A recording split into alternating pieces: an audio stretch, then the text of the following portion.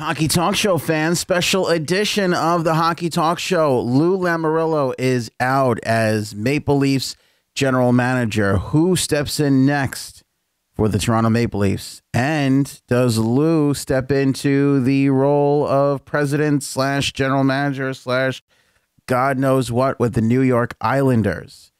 We answer some of those questions, and we'll hear from Lou himself right here on this special edition of the Hockey Talk Show.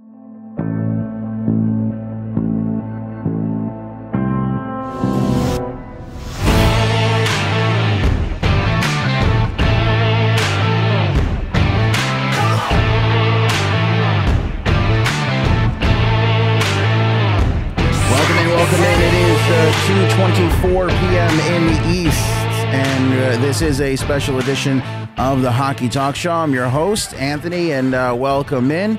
I'm guessing that because we're on top of this news pretty quickly here, John Burke, welcome into the program, man. Probably a lot of people are going to see this video more so than you usually watch the Hockey Talk Show, so quickly here, former NHL employee of the New York Islanders and current morning show host. I cover the National Hockey League with the Hockey Talk Show. We don't break news here. We talk about news. So if you love the game of hockey and you love talking about every single aspect of it, make sure you subscribe on YouTube and hit the bell to get notifications. Also on Facebook, like our page, Hockey Talk Show, and follow us and make sure you're seeing our notifications first over there, because if you're not getting notifications, then you miss out on a thing like this where, bam, some breaking news happens and we're talking about it. Lou Lamoriello out as general manager of the Toronto Maple Leafs. This is a little bit of a complicated situation. We will go over every single facet of this and take some of your questions right here on the Hockey Talk Show. Phone number 631-438-1768. Comment sections are wide open. There's a lot of aspects of this.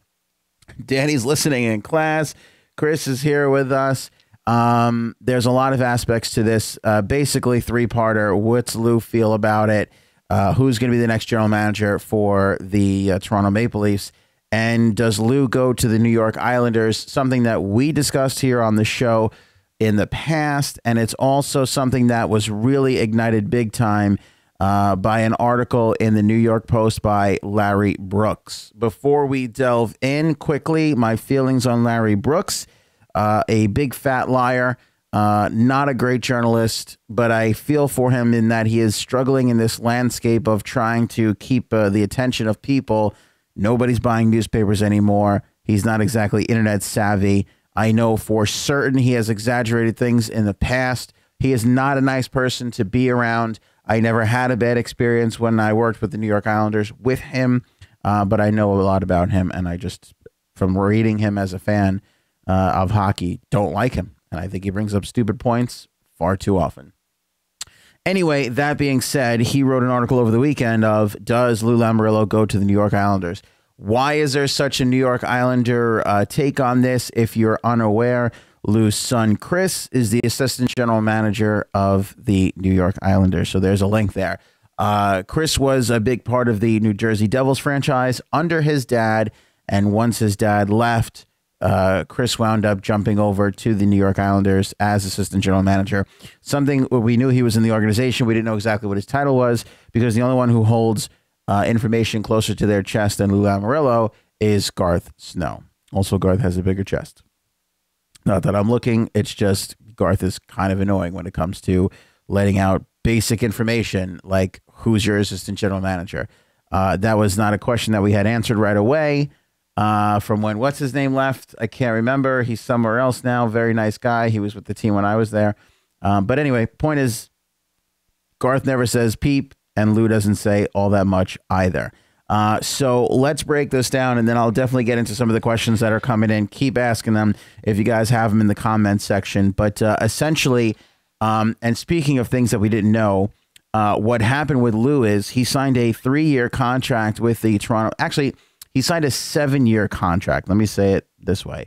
He signed a 7-year contract with the Toronto Maple Leafs at the age of 72. He is now 75. First 3 years of that contract was as general manager, and the next 4 years of that contract was as a special advisor. So he was going to GM the team and then move into this role of special advisor. That was the Shanahan plan, or the Shana plan, all along. That's what he was going to do. He was going to come in as GM, and then essentially he was going to move on. This is not something that was widely known. I believe it wasn't the biggest secret in the world. I think everybody kind of knew one day Lou was going to transition into a special advisory role. Some people kind of felt like that's what this was when he even first got hired at the age of 72. But alas, it turned out to not be the case. He came in as a general manager. And I think people kind of knew, like I said, he was going to transition, but nobody really knew that it was written into a contract and that there was a 3-year limit for the general manager job and then a 4-year, special advisory role. I think it's a smart move on behalf of the Toronto Maple Leafs, but it's not exactly foolproof. I don't think it stops Lou from going anywhere else, i.e. the New York Islanders or anywhere else he seeks to go, because I don't believe that Brendan Shahanan or the Toronto Maple Leafs would dare block Lou Lamoriello, who's already in the Hockey Hall of Fame, from going where he wants and having the job that he wants. So that makes things a little bit interesting on the Islander standpoint. Now, you're going to hear from Lou in this special edition of the Hockey Talk Show, and he's going to tell you the exact opposite of what I'm going to tell you right now. But I am going to back up my standpoint on this with some evidence. Now, am I saying Lou's going to the Islanders? No. What I'm saying is it's as possible today as it was yesterday, as it will be tomorrow. It is a possibility. It can absolutely happen. The fact that he has 4 years remaining on a contract with the Toronto Maple Leafs as a special advisor means bupkis. Nothing to me. Because again, like I said, Shanahan, Maple Leafs, they're not going to stop Lou Lamoriello if he doesn't really want to be there. It's just not going to happen. And again, you're going to hear Lou say he wants to be there. Now, this news broke around 11 o'clock or so, maybe a little bit earlier. I held off because there was a 1 o'clock press conference call, and I wanted to bring some audio because this is pretty complicated. There's a lot that goes into why this is happening today, and the reason is Lou didn't want to talk about, like, it gets complicated, and I get the feeling that because we didn't know any of this information, Lou obviously wanted to stay as general manager. Now, he's obviously going to honor his contract, but it's clear that he wanted to stay as general manager. There's a couple of reasons why. One, why not reveal the fact that this contract was in place? Well, because maybe Lou wants to change his mind. Perhaps Brendan wanted to change his mind. If he goes out there and he says, we signed Lou to 3 years as GM, and then he's going to be the special advisor for 4 years, then everybody's going to be asking, do you extend him? Do you want to keep him? Does he go? Or, that's the question. So the question just was, Lou doesn't have a contract as general manager after this year. Does he stay? Does he go? It changes the dynamic a little bit. But the fact that Lou wasn't sitting there and saying, look, I'm going to go into this other role or whatever, it gave both sides some flexibility to see what they wanted to do. The fact that they dragged it all the way here, to me, was a sure sign that Lou wanted to stay. Now, I know that Lou wanted to stay because he did a press conference on the 27th. Was that Friday? And, he said, A, he didn't want to talk about it, but that he was happy with the Leafs, so on and so forth. Thumbs up, guys, if you're watching this on Facebook or YouTube. Hit the share button, too. Make sure you spread it around on social media. Let everybody know that when hockey news breaks, you come here to the Hockey Talk Show to talk about it. Super important that we get those thumbs up. Don't just watch the video. Hit the thumbs up on Facebook and YouTube. And, of course, share it around if you'd like. We're going to be live for a few more moments here until we get this all around. Thanks for the thumbs up on Facebook. Keep it going, man, on YouTube. And then we'll conclude. Before we move on with Lou, we are going to be doing a live reaction stream tonight on YouTube only. So if you're like hardcore, you watch the Hockey Talk Show on Facebook only, we'll put a link there for you. There'll be a link on Facebook, but there won't be a Facebook live video this evening. We're just going to do it on YouTube. And we'll be watching Game 2, Boston and Tampa Bay, which should be a pretty exciting one from Tampa. Puck drops at actually 7 is the announced start time. Usually 7:07 the puck will drop. So we'll get into that and we'll watch the game all the way through. A live reaction of the game. We'll talk some more hockey. We'll talk some more Lou Lamoriello, I'm sure, tonight. So again, share this around so people know. Tweet at your buddies. Let them know. At Hockey Talk Show is going to be doing a live reaction show tonight. Everybody come and watch. All right, so back to Lou. Let's talk. Let's hear from Lou. Let's hear some of the audio, and then we'll get into the possibility of the New York Islanders. And then I promise I will go and read the questions that are coming in. But as you can imagine, they asked Lou, you know, what the steps were. Where is his head at? You know, is he going to honor the contract? So on and so forth. And we'll hear from Lou. We'll hear a follow-up question with Lou, and we'll hear from Brendan as well. And I might pause this, but here's what Lou had to say just 50, 60 minutes ago. Well, first of all, my responsibility is right here with the Toronto Maple Leafs.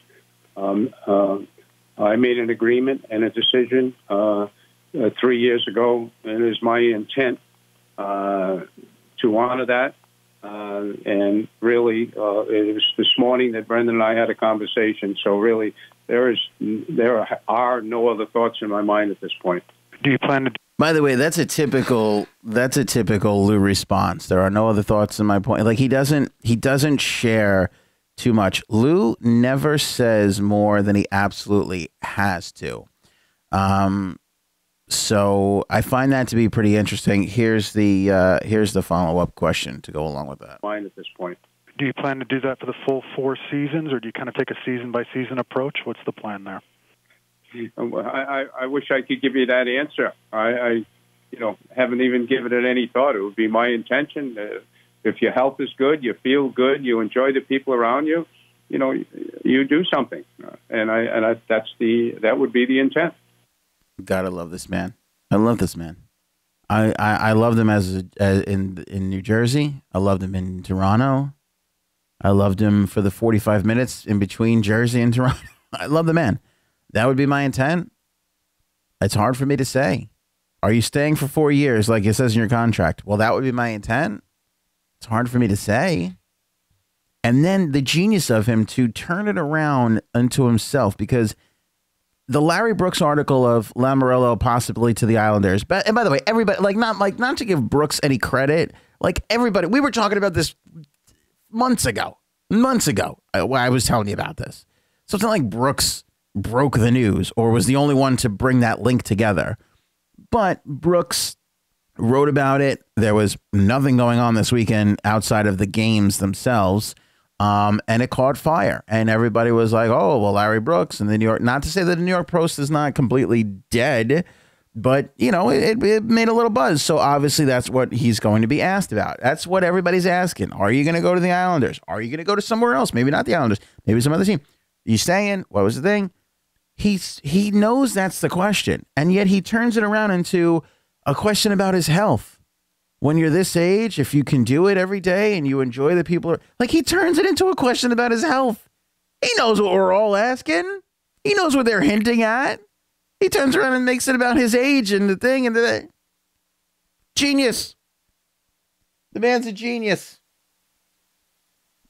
Here's Brendan Shahanan on the moving Lou over from GM to special advisor. Lou's contributions to the Leafs were vital. I mean, we were an organization that was looking to build, the cultural foundations that he laid, his expertise, the mentorship that he's provided. As I said before, I have the utmost respect for Lou, and he's earned that throughout the hockey world. All right, so there's Brendan on it. Doesn't really add all that much to this. Other than this was the plan. This was obviously decided this morning. The two of them had a conversation together. The other interesting thing to note on this, too, is Lou was on this call. That is certainly significant, but Lou is a team player. If he was fired, if there was animosity, this would have been a Brendan Shahanan press conference, but Lou was a part of it, so that gives you one sense of what's going on here. But again, there's literally no reason for any of this if you're keeping Lou for another year as general manager. And again, it doesn't get to this point unless Lou wants to be GM for another year. You know what I'm saying? At some point in the conversation, Lou had to say, look, I want to stay, or I'm willing to stay. I know we agreed on 3 years. I think that this happened. This is purely my opinion and speculation, just the way things broke down, the way things came out, that Lou at some point said, I'd like to stay, and I wouldn't mind staying. And I'm sure Brendan was like, well, we'll give it some consideration, blah, blah, blah. We'll see. Let's evaluate whatever he was going to say. There had to be some of that. Because if Lou turns around and says, Brendan, this has been great, but look, I think I want to, move into my, I think I want to limit my role and move into that special advisory thing. And Lou and Brendan's like, okay, then we would have known already. There would have been an announcement. There's no way they would have let it go this long. They would have had this conversation. They would have had this information go out. Or even if it came to this day, they would have said, look, we had a conversation back in, February. And I said to Lou, what does he want to do? And Lou said, I want to be, the story would have been Lou Lamoriello has decided to slide into this role on his contract, whatever. But now the story is Brendan Shahanan is sticking to his original plan, which was, 3-year deal, 4-year, advisory role. Now, I was just talking to my wife about this, and she said to me, she brought up an interesting point, which was, is this BS? And I'm like, what do you mean? She said, well, what if there was no 7-year deal? What if they just made it up this morning? I'm like, well, it's not impossible. It is an interesting idea that they went to Lou and they said, look, why don't we just say when we originally signed you, or maybe it was a conversation they had and they said, like, let's just say it and blah, blah, blah. That's also a possibility.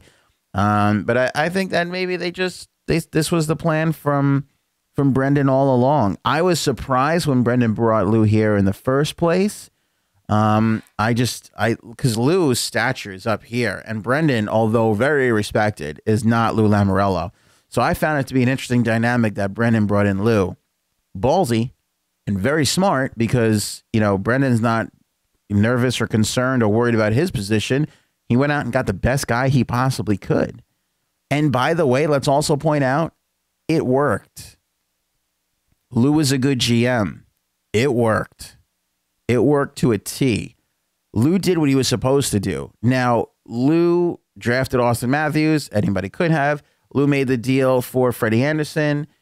It was a great deal. All Lou, but anybody could have. What Lou did was Lou brought Lou for 3 years. Lou brought Stanley Cup championships. Lou brought a no guff attitude. Lou brought no leaks. Lou brought a seriousness and a statute to the Maple Leafs organization. That's what Lou did. All Lou had to do was show up for 3 years. And he did more than that. He got you goaltender. He got you franchise player. He helped bring along the other guys. He got you, he kept a good relationship with the coach. He did a lot of things. He did good things. He's a great general manager. He was very good for the Leafs. You have a couple of misses? Sure. Did he not get the defenseman that he wanted to at the deadline? Yeah, but you know what? I went back and I watched the press conference from Lou on Saturday, and he flat out came out and said, look, we tried to get a defenseman. The price was too high. We just didn't want to mortgage our future for that much.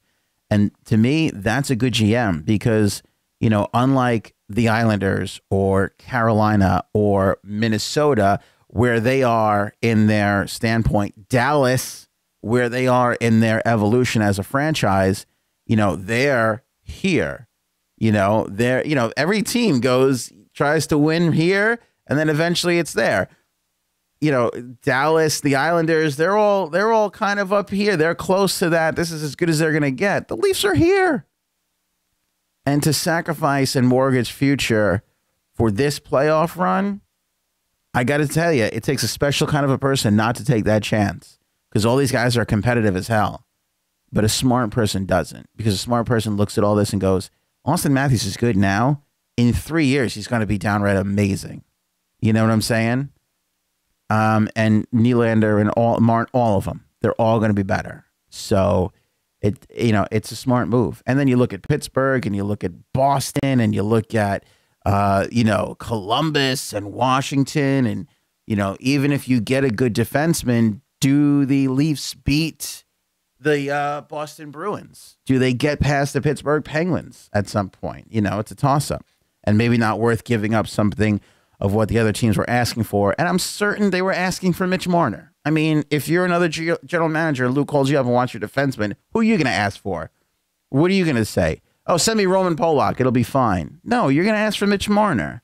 You think he's on the outs? Coaches put him on the fourth line. I'm sure that's where most of those conversations started and stopped. So Lou is a great general manager. A great, great general manager. We're going to talk about the Pittsburgh game tonight in just a little bit. Again, hit the thumbs up on this video, guys. It helps on YouTube and everywhere else to spread the word. Hit that share button if you can. Throw it on your Facebook or your Twitter, wherever you're watching on Facebook or Twitter. And make sure you guys are subscribed because we do a lot of these kind of shows whenever news breaks. We come in here. I'm going to take some comments right now on Facebook and YouTube. And we're going to have some back and forth right now. We'll talk about the Leafs primarily, but I see a couple other questions popping up. So I'll get to those as well. But tonight, game 2, Boston and Tampa Bay from Florida, 7 o'clock. We'll do a live reaction show where we'll watch the game together and comment along. And we'll do these little mini hockey talk shows in the breaks and everything.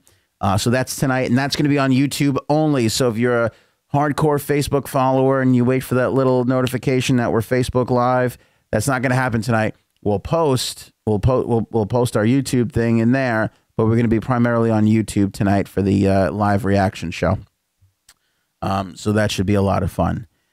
Let's see. Where else do we want to go? Let's tackle the Islander question. Lou said his thought is with the Maple Leafs today. Either one of two things. A, he really means that, or B, he doesn't, and it's the right thing to say, which Lou knows how to do. If you guys remember, 3 short years ago, when new ownership with the New Jersey Devils said to Lou, we would like you to be an advisory role. We would like you to focus on being vice president, president, whatever the hell his title was. We'd like to bring a new general manager in, get some fresh blood, reinvigorate this franchise. What did Lou say? Sure, guys, no problem. Would love to help. Ray Shero comes in, and then what does Lou say? It's good to have him here, blah, blah, blah. 72 years old, the organization, this and that. And there was all kinds of crazy rumors about Lou yelling at people and being frazzled and all this stuff. And then what happens? He smiles for the camera, says all the right things for the Devils, and what happens? 3 months later, he's standing in front of cameras with a Maple Leaf logo behind him, and he's now the general manager of the Toronto Maple Leafs. So he went from, I'm here to be his support. He literally said everything he said today with the Maple Leafs with the Devils before 3 months later walking out on the Devils. Now, does that make Lou a scumbag? No, not at all. Did Lou, on the day that Ray got hired, intend to stay, so on and so forth? Did he believe himself all those things? He could have. He could have thought, maybe I am getting old. Maybe this is a blah, blah. Maybe this is time. And then when that call came in from Brendan, he thought, well, maybe I got a little left. Maybe that was what happened. Maybe it was totally genuine. Honestly, it doesn't even matter. Maybe he genuinely means this today. But you mean to tell me if given the opportunity, he's not going to go work with his son, of whom which, besides being there during his birthing process, he worked together with for 14 years with the Devils? Don't be so naive. The possibility of Lou to the Islanders is as it's there as it's ever been there. I don't care what Lou Lamoriello said. Lou Lamoriello could have came out there and said, to hell with the New York Islanders, I hate him. I would still be standing here going, yeah, he might go. He might go. Now, it's an extreme example, but Lou knows the right things to say. He's here for the Maple Leafs. This is the thing. He's honoring his contract, blah, blah, blah, blah, blah, blah, blah, blah. Jonathan Ledecky picks up the phone and calls Brendan Shahanan and says, can I talk to Lou? A, Brendan is not going to say no. And B, Lou's going to take that phone call and at least hear what he has to say. I'm not saying he's going to go to the New York Islanders. I'm saying he's going to take that phone call and they're going to have that consideration. And despite what was said today, whether it's 2 months from now or a year from now, the possibility of Lou to the New York Islanders as general manager, vice president of hockey operations, special advisor, assistant to the regional manager, whatever officeism you want to throw at it, the possibility of him going to the Islanders is as possible as ever. The possibility of Lou going to any of the other 29 NHL teams besides the Islanders or staying with the Leafs, entirely possible. Lou going to the Seattle Totems, Kraken / Seals, whatever they're going to name that team, is entirely possible because Lou is a legend and everybody's going to want to get a shot at him. So if you're the New York Islanders and you're an Islander fan, you just got one step closer to getting Lou Lamoriello, but there's 20 more steps to go. So don't get too excited, but you're definitely a little bit closer. All right, let's get in here and get some of these comments. Mike writing in, Ledecky needs to hire this man now, referring to Jonathan Ledecky, owner of the Islanders. It would be nice if he goes to the Islanders, says Joe. We don't break news. We talk about it and do $100 giveaways, says Chris, talking about our $100 hat trick challenge. We'll do it again tonight. $100 hat trick challenge during the live show this evening. We'll pick a player from each side. Any of them wind up scoring a hat trick, I'll give away $100 to whoever liked our live stream, shared our live stream, and is subscribed to our channel on YouTube's. For sure. All right, let's get in here. There's a lot of comments to get to. John, if I'm Ledecky, open the checkbook and say write your number. Without a doubt. I mean, whatever Lou wants. Lou can command whatever he wants. He won't command a lot, but he'll get a good price for it. Kale, do you feel that this is a warranted decision? Toronto has been a major up and coming force. Great question, Kale. Let me speak to that for a second. I think this is kind of nuts for Toronto. I'm down with Brendan Shahanan. He's done all the right things, right? Brendan's done all the right things. Look at Brendan's record. Lou, Babcock, the assistant chief, Kyle Dubas and Mark Hunter, which we'll talk about who's going to take over. Matthews, right? Freddie Anderson, all the things that either he did directly or indirectly through whoever he hired or this or that. Brendan has been the first step in the right direction for the Toronto Maple Leafs, right? Brendan was the first play on the opening drive. Lou was the touchdown to win the game in overtime. But if I'm Brendan, I don't know, man. I don't really know. I might have stuck around. Now, there's a lot of factors that go into this. Lou's age, right? Kyle Dubas and Mark Hunter, certainly. Anytime there's a GM opening, those two names come in a serious effect.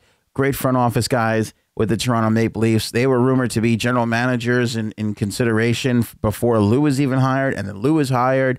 You know, so I'm sure promises were made or discussions were had if promises weren't made. And Mark Hunter or Kyle Dubas thought that they'd be next in line or close to next in line. And then all of a sudden Lou comes in, and I'm sure conversations were had. All right, we'll just wait 3 years and blah, blah, blah. So and anytime a GM opening comes up, it's those two guys. And they've been phenomenal. Their drafting abilities, their everything else. Now, from what I understand, Kyle Dubas has a little bit of the edge, I think, over Mark Hunter, which is interesting because Mark Hunter seems to be a draft specialist, and we now know how important the draft has become. I actually want to spend a bit of time on this when we have time, not today, but how much the draft and how much the game is changing so quickly and what Vegas has done to change this game around so fast. I want to talk about that because the way hockey teams are built, it's done. Like the way the rebuilds of Garth Snow and Jim Nill and, all these guys. It's not going to be that way anymore. I think we're inching a little bit closer to football where every year you make a new team. Now, it won't be that drastic because football, they don't have guaranteed contracts, and in the NHL they do, but I think it'll be a little bit of a different way teams go about. But we'll tackle that at the time. John, Lou changes franchises. Tavares should be on the phone with ownership right now. Sign Lou. I sign him today. Like I said, I think that Jonathan Ledecky is going to pick up the phone and have that phone call. Islanders point blank were the first ones to write it. Chris Bada, who was my former boss, was the first one to say it. We were the first ones, I think, to give it an audience outside of Chris. I've had people screaming at me, clickbait this, and you're an a-hole that.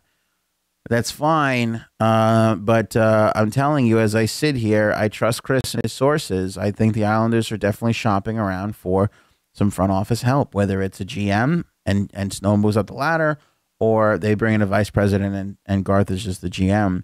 However it goes down, they are looking for somebody. They, by the way, and this is not uncommon knowledge, they were looking for somebody a year and a half ago when they first came in. So Garth has put them off from that, but they'll do it.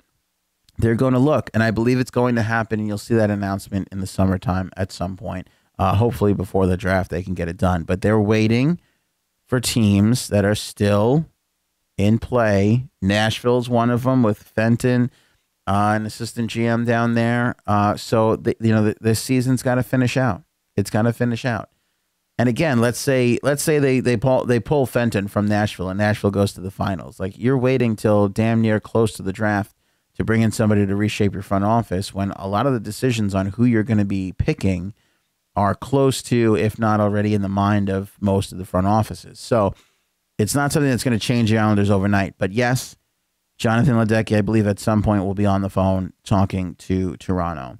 Pasternak, I had a feeling this would happen, actually. It's not out of the realm of possibility. Lou's age. Like I said, I think it was mentioned that he would move into an advisory role for sure.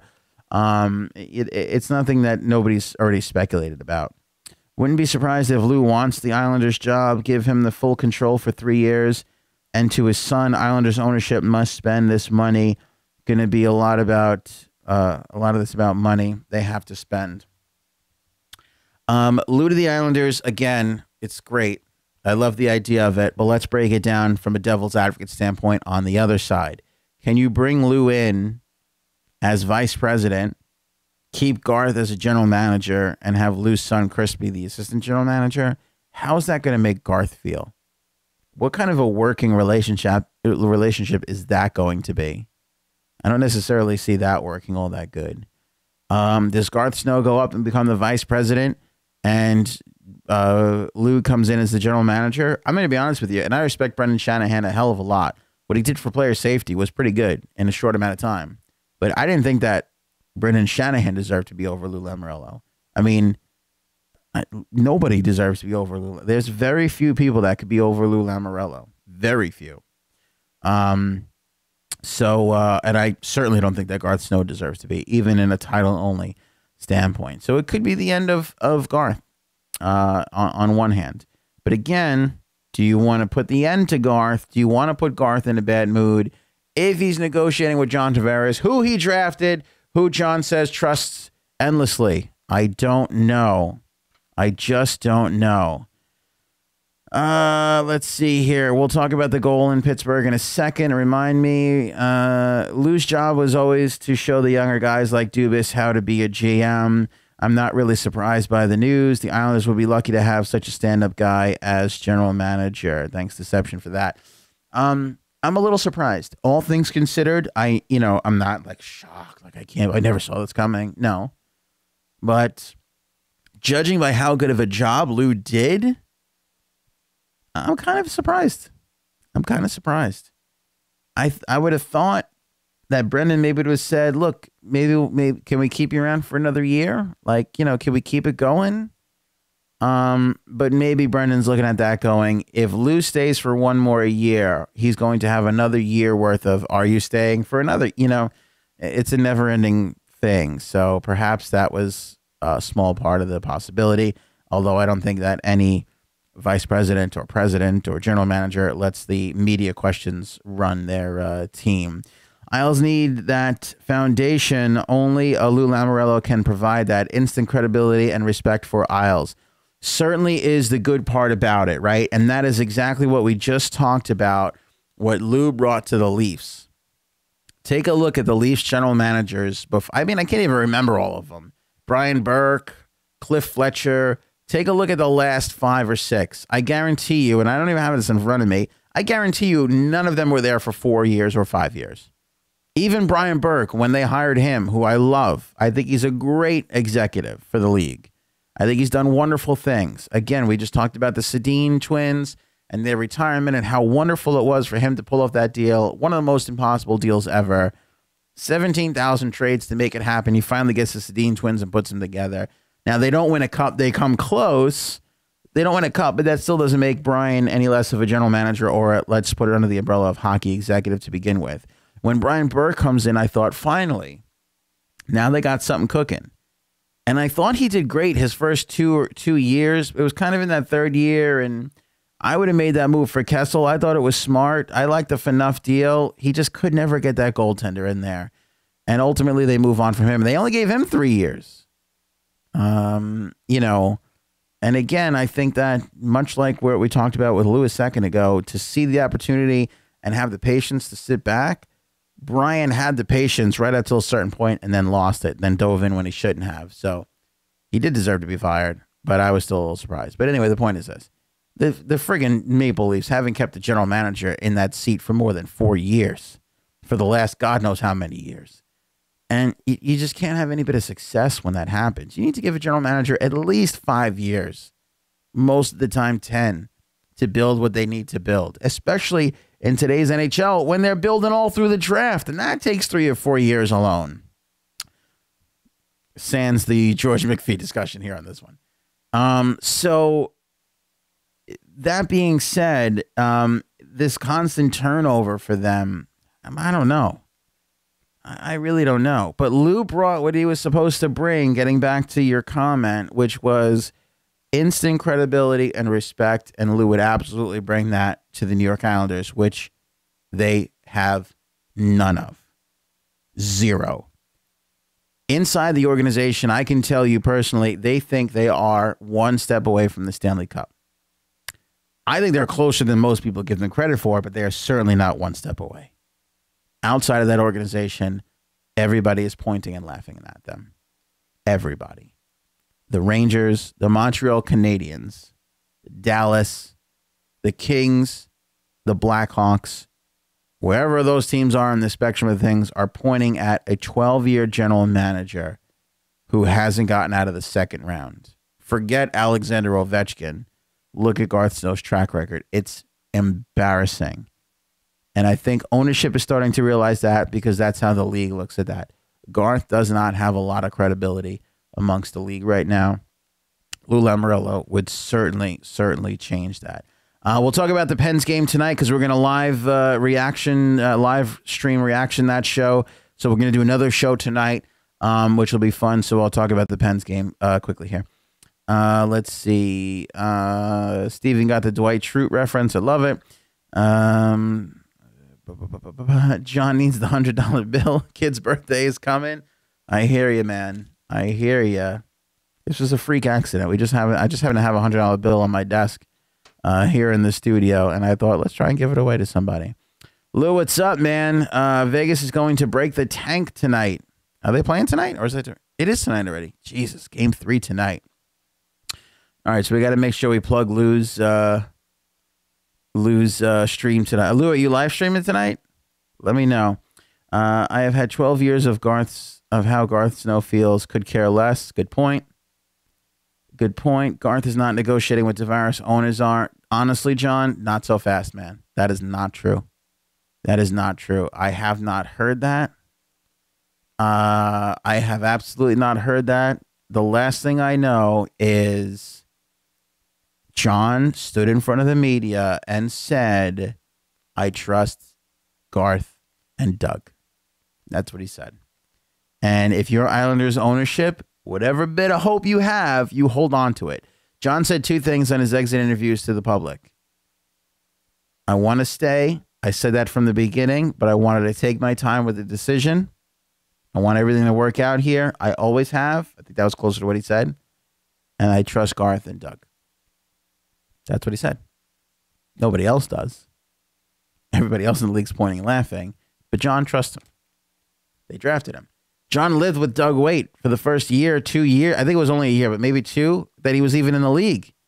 John moved out of mom and dad's house and moved into Doug's Waite house. Their bond goes pretty deep. So you can't expect somebody to just blow that up overnight. And I think John knows. And look, again, are they one step away from the cup? No. Are they closer than most people say? I think so. I think so.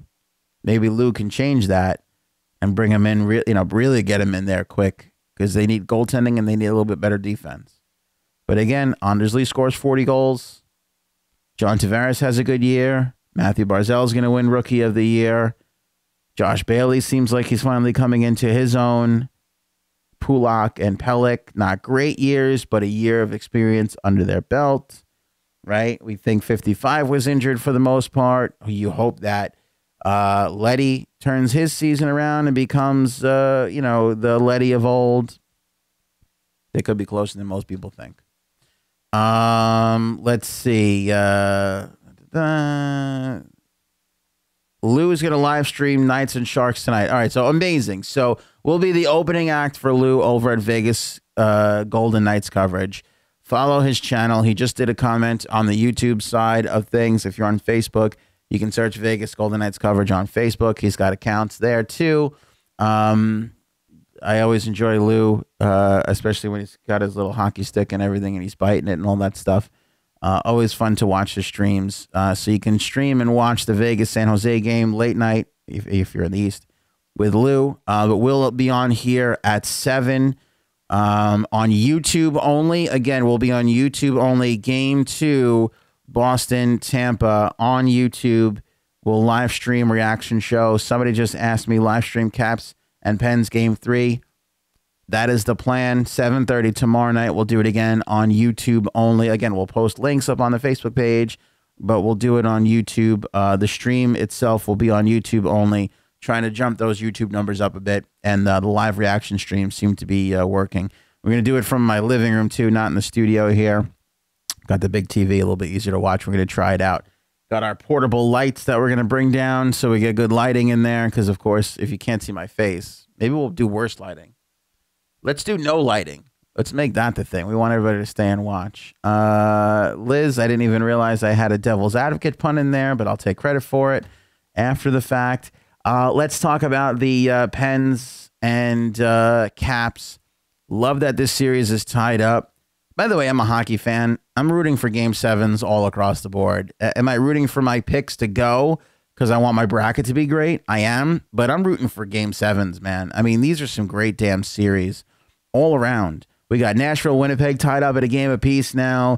Vegas, San Jose's tied up at a game apiece. You know, look, did I want Vegas to go 16-0 and win the cup? Sure, that would have been amazing, but it's not going to happen.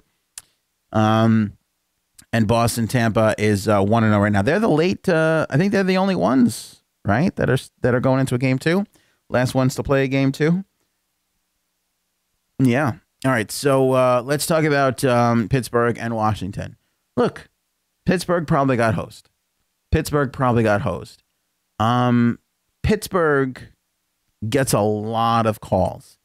And I'm not saying that from a standpoint of, well, the league was trying to even things out. Because, look, there is no grand conspiracy, okay? I've been on the inside. All right? I've been to league meetings and things, and I've done a lot of stuff. There's no grand conspiracy. Gary Bettman doesn't root for one team over the other. Gary Bettman's an Islander fan, by the way. So, okay, and the Islanders haven't won in forever. So if he really wanted to fix things, he would fix his favorite team. All right? And he doesn't. So he wants what's best for the league. Now, does the league secretly root for stuff? Sure. You know what would be great for the National Hockey League? If the Rangers and the LA Kings were in the Stanley Cup final every single year. That would be great for the National Hockey League. To have the number 2, the number 1 and number 2 markets in the country be in prime, viewership of the entire world, that would be the best. Would the Rangers, would the Kings, Toronto series be good? Second best. They want Boston and Chicago. You know what I'm saying? Like that's what the league wants. The league wants revenue. So yeah, are they sitting in there when it's Rangers Kings? Sure, happy as hell. Are they depressed when it's Arizona Columbus? Yep. Or Arizona Florida Panthers, if that ever was a fantasy Stanley Cup final. Yep. They would be depressed. Nobody would watch that. So that's what the league roots for. But nobody's in there. There's no bat phone that Gary Bettman picks up and goes, give this call to Pittsburgh. It doesn't happen that way. But I say it because Pittsburgh gets a lot of calls. So if you're a fan of the Penguins, you didn't get this one. That's one you didn't get. You've gotten a lot of other ones. Was it a goal? I saw the super slowed down, still kind of fuzzy, zoomed in, so lose a little credibility thing there in the puck, and it looks like there's like the tiniest little hair of white in between the puck and the red line. Could have been a goal. Would I have called it a goal? Maybe. Maybe not. I mean, it just doesn't have a bit of controversy to me. To me, the March or so was that goaltender interference was a little bit more fascinating of a call. To me, the Pittsburgh Penguin Washington Caps play, where was it Brett Connolly that whacks Murray, where he whacks Murray, and then Murray has time to me, that's more fascinating because there's a lot more room for interpretation there. In this particular instance, it was hard as hell to see that. Odds are that it's in, but for the most time, it's got to be super conclusive. They have to clearly be able to see it. Now you could be like, I can see it. I can see that maybe, but that's not the call that the league made at the time. And I get it. It wasn't clear. It was tucked in the pad. You don't have you have to absolutely sit there and go, I feel good about myself knowing I made this call.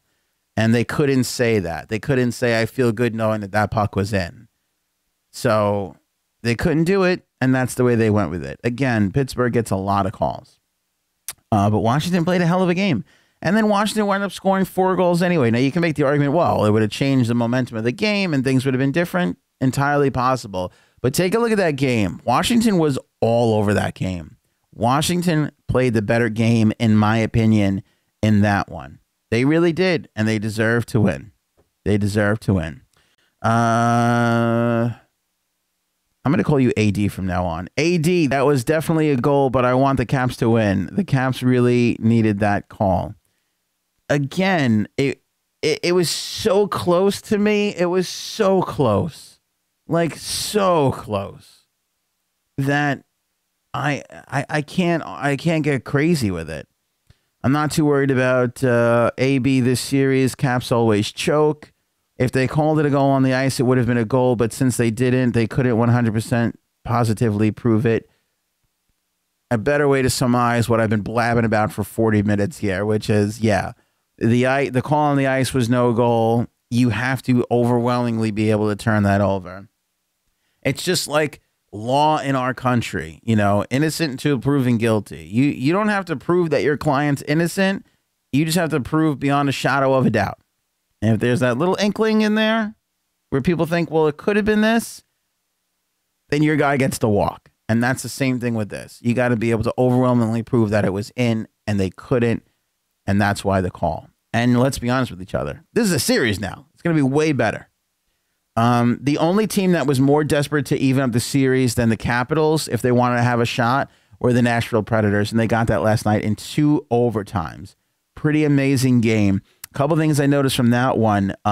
If you go back and you watch the highlights, Dustin Byfuglien picked up Austin Watson, and I forget who else, and literally, I've never seen a stronger hockey player than Dustin Byfuglien. He was amazing.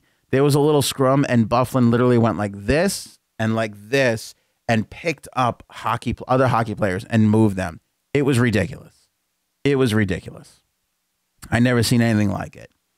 I can't honestly tell you what the best series is going to be in the second round, because they're all amazing. They've all been pretty amazing so far. Little underwhelming game one, Tampa, Boston. Let's see what happens tonight. But for the most part, every other series is tied at 1 game apiece, and they've been close and fun and exciting games. Double overtime for Vegas, San Jose. Double overtime last night for Winnipeg, Nashville. I'll kill myself if it's double overtime for tonight, because I got to get some sleep finally, damn it. But we'll be there with you for Tampa and Boston tonight. So that's the deal. Thumbs up on this video if you like the content that we're delivering here. Make sure you guys share this all over the web if you can. Throw it out that we're covering the hockey here, whether it's this is a bonus show. Plan tonight was to do the stream. We're still going to do the stream. Breaking news with Lou. Got to get on and throw it out there to you guys. So bam, here we are with a bonus show. That's why it's important to hit the little bell next to the subscribe button on YouTube, so that when we go live, you get a message on your phone or you get an email or whatever it is, so you can watch. Same thing on Facebook. Unless you guys do that little hover, unless you do the hover on the Facebook page, you're not going to see when we come up live, which is super important if you enjoy the Hockey Talk Show, because we tend to come up live, and even on a random regular night, we don't have a regular schedule. We come on when it's important.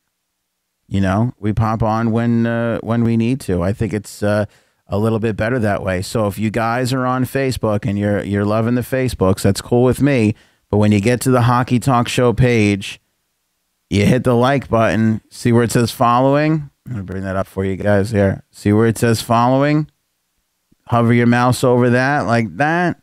You want to see first, and you want to get notifications on all posts so you don't miss out when we go live on Facebook. That's super important. If you don't have those two things checked off, you won't know. Facebook will not tell you unless you check both those things off. So that is a super important thing to do. Back over to the Facebook comments here. Give Garth a broom and dustpan. Make him head janitor for junk he's drafted. Yeah, I know. It's hard to defend Mike. It's hard to argue with you. And I'm not calling you out personally. It's hard to argue with people who hate Garth Snow. But he has done some good things. I mean, I hate to say it. Anders Lee, Matthew Barzal, right? I mean, he's done some good things. How excited were we when he pulled off Letty and Boychuk in one off season? He has done some good things. He's fallen short. He deserves to go. I get it. But he's built a fairly decent base here. Don't forget that. But I agree. He doesn't deserve any more opportunities. Thoughts on referees this playoffs? I feel like they've made some bad calls overall. I get mistakes are bad. I get mistakes are made, but it seems like too many are being made. I honestly think that more people are talking about it, Danny. I don't think they're making more than usual.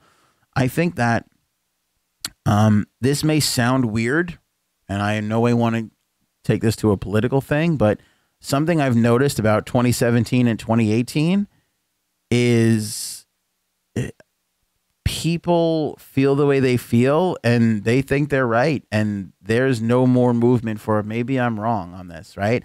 So in essence, they'll hop on social media and just go crazy on something, and then that becomes the story. So never have I seen more of a I'm on this side and I'm on that side, or I'm on this side and I'm on that. Like, it's just, there's no more, well, maybe they're right, maybe there's no more of that. So I don't think that the referees are worse than they've ever been. I just think that people are talking about it a lot more. You know, I think the officiating has been the same as it's ever been. In fact, I kind of think the game is better because, you know, even if the officials may get it wrong, take a look at what they're doing. They're conferencing now on delay of game penalties over the glass, right? If they don't really know for sure, they're conferencing to get it right. We're reviewing offsides calls to get it right. You know, goalie interference has been the only kind of gray area. And again, the reason why it becomes such an issue is because I show you a play, and whether it's goalie interference or is the puck in, I show you a play and I can ask 10 people and I can get 5 answers on this side and 5 answers on that side. again, it's kind of the mentality of where we are, I think, as a society, meaning human beings, in this day and age, where nobody goes, oh, maybe I'm wrong, or maybe this, or maybe that. No, people are like, oh, that's a goal, that's it. Or they're like, that's goalie interference, and that's it. And then somebody else maybe be like, well, no, that's not goalie interference, this, that, and then you never have anything. So this argument happens and continues to happen. It piles on and retweets and all the, and, it just goes on and on. Very true. Millennials are stubborn. I honestly don't know if it's millennials alone. It might be millennials versus Gen Yers versus, baby boomers versus Gen X. I don't know. I don't know why it's happening. I certainly think it's very evident in politics. American politics in particular are super polarized. Like there's nobody in the last year and a half that's like, I'm kind of tired of being a Democrat, I'm going to become a Republican. Like nobody. Like you draw your line and you stand on your side, and that is it. And even on stuff that you really kind of agree with the other side on, you're like, screw those guys, my cause, So I think this is kind of the same thing. We all see the world differently. We always have. It's just been elevated a lot more with social media because everybody has a voice. And I also think there's this element of, I can't possibly be wrong. We just have different standpoints, Once alternate facts came into the nomenclature and people were like, yeah, those guys suck, or this isn't really happening this way because so-and-so is lying to you. It got crazy. It got crazy and out of hand on every side of it. So that's kind of the deal there. AD, see you at 7, man. I love it. What about the hit from Tom Wilson on Dumoulin? I don't honestly remember seeing that hit, Rob. I'm sorry. I'll go back and I'll look at it. I'm happy with the Pens goaltending down the line. It's game 2. This is some great hockey. I will say Murray looked good. Didn't he look good? He certainly played better than he has been playing late in the season and in and earlier in the playoffs. So I'll give Murray some. He's not there yet, but I feel like he's getting there. He's honing in on how knockdown, drag out a great he is. Same thing with Pecorine. Pecorine, amazing last season in the postseason. This year, not as good as he has been, but we'll see if he settles in. It's all about when they're settling in. Let's see here. Real talk. If Vegas wins the cup, are you going to send that mini Stanley Cup to me for a year until next season? Boy, that's a great question. I don't know. This, believe it or not, I don't even know when I got this or how I got it, but it's one of the things I love the most.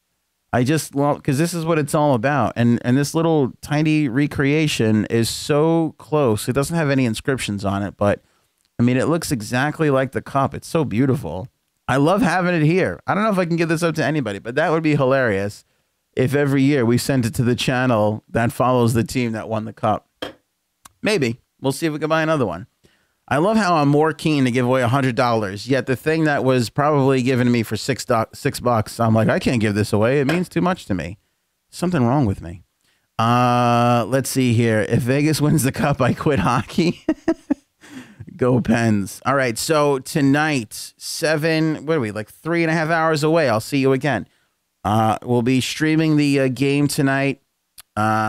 So you guys can, we can watch along together. I don't know how important it is that you guys hear the audio. Probably mostly it'll just be me watching the game and doing the reaction. But we'll try this for tonight. I'm going to try it down in the living room instead of in the studio here. Just to kind of give it a different standpoint, because I had to watch the game on the little screen here. And I got the 50, I don't even know how big the TV is downstairs, but it's bigger than 9.7 inches. So I'm going to give it a shot down there and see how that works out. So we'll be streaming on YouTube tonight. So again, make sure you guys are subscribed and you're getting the notifications. And we'll see you in a couple hours right here on the Hockey Talk Show. HockeyTalkShow.com for all the more information. Tentatively, we'll do it again tomorrow night. Game 3, that's the plan right now. Could change. But I think there was one night where we weren't going to do it. Oh, maybe it was tomorrow night. Maybe, you know what? Yeah, here's my problem with Tuesday night. You have Washington and Pittsburgh at 7:30. You got Nashville, Winnipeg at 8. I never wanted to pick one game and split, but maybe we will. I don't know. we're up in the air. We'll see what happens. That's why you got to follow along on our Facebook, Twitter, and Instagrams at Hockey Talk Show, and of course on YouTube with the bell and everything else. Enjoy your afternoon, guys. I'll see you in 3.5 hours for the next shift of the Hockey Talk.